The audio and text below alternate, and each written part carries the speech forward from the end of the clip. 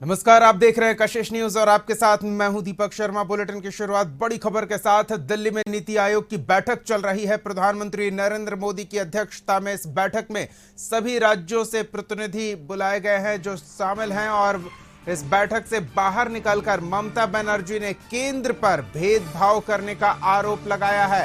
कहा कि समय से पहले मेरा माइक बंद किया गया।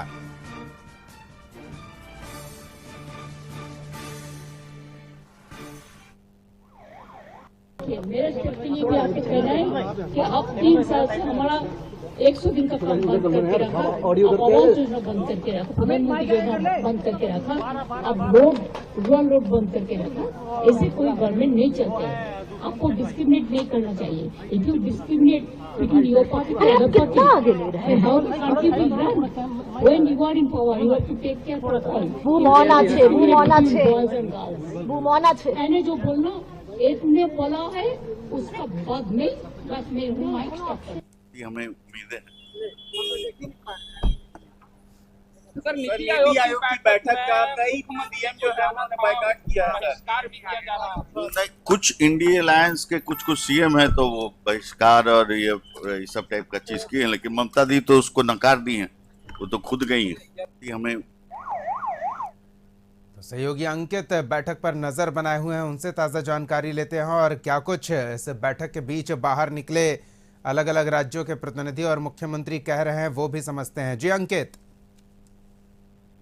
बिल्कुल, देखिए अगर हम बात करें दीपक, देश की राजधानी दिल्ली में प्रधानमंत्री नरेंद्र मोदी की अध्यक्षता में नीति आयोग की बड़ी बैठक चल रही है। इस बैठक में बीजेपी शासित मुख्यमंत्रियों के अलावा पश्चिम बंगाल की मुख्यमंत्री ममता बनर्जी भी शामिल हुई हैं और ममता बनर्जी बीच बैठक में मैं छोड़कर बाहर निकली और इतना ही नहीं, ममता ने यह तक कह दिया कि ये कैसे हो सकता है, ये कैसे चल सकता है।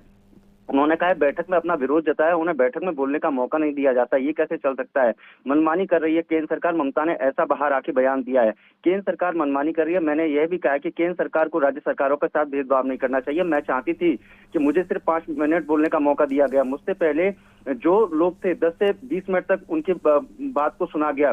विपक्ष से मैं अकेली थी जो इस बैठक में भाग ले रही थी, लेकिन फिर भी मुझे बोलने नहीं दिया गया। ये अपमानजनक है। यह सिर्फ बंगाल का ही नहीं बल्कि सभी क्षेत्रीय दलों का अपमान है। ऐसे में अगर हम बात करें बैठक से इंडिया गठबंधन के मुख्यमंत्रियों ने किया किनारा। नीति आयोग की इस बैठक का कई विपक्षी शासित राज्यों के मुख्यमंत्रियों ने बैठक में भेदभाव का आरोप लगाते हुए बहिष्कार का ऐलान कर दिया। बहिष्कार करने वाले मुख्यमंत्रियों में तमिलनाडु के सीएम एम.के. स्टालिन, केरल के मुख्यमंत्री पिनराई विजयन और के साथ साथ आम आदमी पार्टी की अगुवाई वाली पंजाब और दिल्ली सरकार भी शामिल है। इसके अलावा कर्नाटक के सीएम सिद्धरमैया, हिमाचल प्रदेश के सीएम सुखविंदर सिंह सुक्खू और तेलंगाना के सीएम रेवंत रेड्डी भी इस बैठक में शामिल न होने का फैसला लिया गया।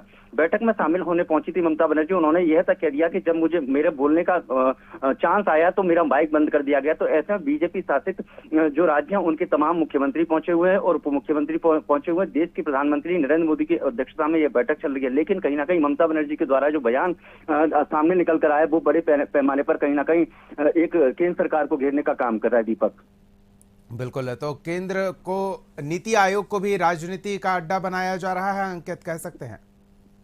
बिल्कुल, देखिए इससे पहले भी नीति आयोग की बैठक हुई थी जिसमें झारखंड के मुख्यमंत्री वो खुद पहुंचे हुए थे। उससे पहले हेमंत सोरेन ने भी आके कहा था बाहर निकल के झारखंड के मुख्यमंत्री की इस बैठक का कोई उद्देश्य नहीं है, सरकार अपने मनमानी तौर पर काम कर रही है। इसके बाद कहीं ना कहीं पश्चिम बंगाल की मुख्यमंत्री की तरफ से भी जो सामने बयान निकल कर आया उसमें यही है कि जब मेरा बोलने का मौका आया तो मेरा माइक बंद कर दिया गया। सरकार, केंद्र सरकार राज्य सरकारों के साथ भेदभाव की भावना के साथ काम कर रही है। ऐसे में प्रधानमंत्री नरेंद्र मोदी ने इस बैठक के आयोजन से पूर्व में कहा था कि जो प्रतिनिधि यानी कि जो भी मुख्यमंत्रियों को इस बैठक में आने का न्योता दिया गया वो शांतिप्रिय तरीके से अपनी बात रखें, लेकिन विपक्ष लगातार सरकार को घेरने का काम करता आ रहा है। दीपक, चलिए नजर बनाए रखें अंकित। इन तमाम अपडेट्स के लिए बहुत बहुत धन्यवाद। तो संपादक अशोक मिश्र भी हमारे साथ जुड़ रहे हैं, उनसे भी समझते हैं कि किस तरह से नीति आयोग जो राज्यों के केंद्र के साथ तालमेल को लेकर विकास को गति देने का एक माध्यम है, एक थिंकिंग टैंक कह सकते हैं, एक ऐसी बॉडी जो आगे की रणनीति पर विचार विमर्श का माध्यम बन सकता है, वो राजनीति का मंच बनता दिख रहा है। अशोक जी,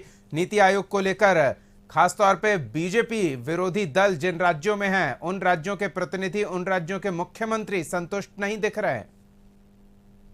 देखिए दीपक, नीति आयोग के गठन के साथ ही विवाद शुरू हो गया था और कई राज्यों के मुख्यमंत्रियों ने, जिसमें ममता बनर्जी भी शामिल रही हैं, उन्होंने नीति आयोग को भंग करने की मांग की थी और फिर से योजना आयोग का गठन किए जाने की बात कही थी। क्योंकि योजना आयोग में सभी राज्यों के जब प्रतिनिधि शामिल होते थे तो उस राज्य की जो प्लानिंग है उस पर भी विचार विमर्श होता था और केंद्र की जो योजना है उस पर भी बातचीत होती थी। लेकिन नीति आयोग के गठन के बाद शायद इसमें कुछ कमी आई है। हालांकि आज जो प्रधानमंत्री के नेतृत्व में यह बैठक हो रही है, ये विकसित भारत पर इस पर मंथन हो रहा है। लेकिन सबसे बड़ा सवाल ये है कि जब नीति आयोग की बैठक बुलाई गई थी तो इसका इंडिया गठबंधन के नेताओं ने विरोध किया था और कांग्रेस समेत किसी भी इंडिया गठबंधन के नेता इस बैठक में शामिल नहीं हो रहे हैं। जबकि ममता बनर्जी अकेले विपक्ष की पार्टी की प्रतिनिधि थी जो आज इस बैठक में शामिल हुई। हालांकि ममता बनर्जी क्यों शामिल हुई इस पर ममता ने सफाई दी कि बंगाल के विकास के लिए वो बैठक में शामिल हुई थी।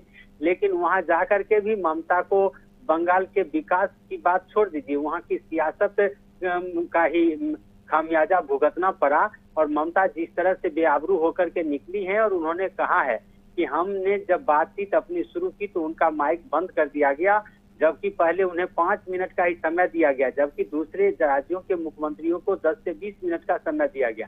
तो एक तरह से ममता बनर्जी को समय भी कम दिया गया।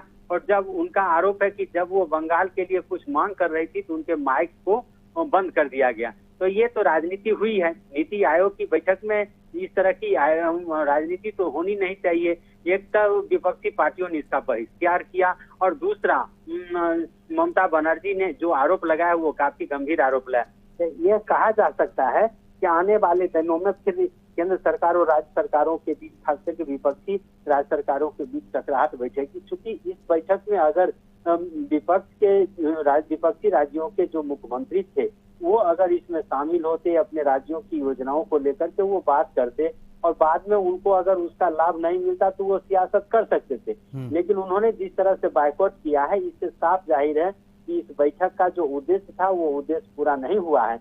और जाते जाते ममता बनर्जी ने तोहमत लगाई है, उसने विवाद को और एक तरह से कहिए तूल दे दिया है। हालांकि ममता बनर्जी के इस बयान के तुरंत बाद कांग्रेस की प्रतिक्रिया भी आई है और कांग्रेस ने कहा है कि ममता बनर्जी के साथ जो व्यवहार हुआ वो नहीं होना चाहिए।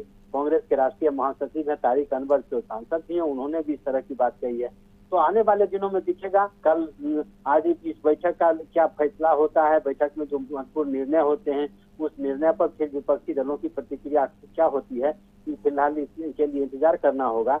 लेकिन ये जरूर कर सकते हैं कि आज की बैठक सिर्फ सत्ताधारी दल की बैठक बन के रह गई। ममता बनर्जी अगर बैठक से संतुष्ट होकर के निकलती तो एक मैसेज आया था कि इसमें विपक्षी सदस्यों को शामिल होना चाहिए था। लेकिन ममता ने जिस तरह के आरोप लगाए हैं उस आरोप से ये साफ सिद्ध हो गया है, विपक्षी दलों ने पहले मान लिया था कि उस बैठक से कोई लाभ होने वाला नहीं। जी चलिए, बहुत बहुत धन्यवाद अशोक जी इस तमाम बातचीत और जानकारी के लिए। तो नीति आयोग की बैठक से बाहर निकलने के बाद ममता बनर्जी ने बंगाल के साथ भेदभाव का आरोप लगाया है और ये भी आरोप लगाया कि उन्हें कम समय दिया गया और उनका समय पूरा होने से पहले ही उनका माइक बंद कर दिया गया। इसको लेकर ममता बनर्जी के तेवर काफी तल्ख दिखे और नीति आयोग के औचित्य पर सवाल खड़े किए गए। और ऐसे में विपक्षी खेमा नीति आयोग के इस बैठक को लेकर अब हमलावर नजर आ रहा है।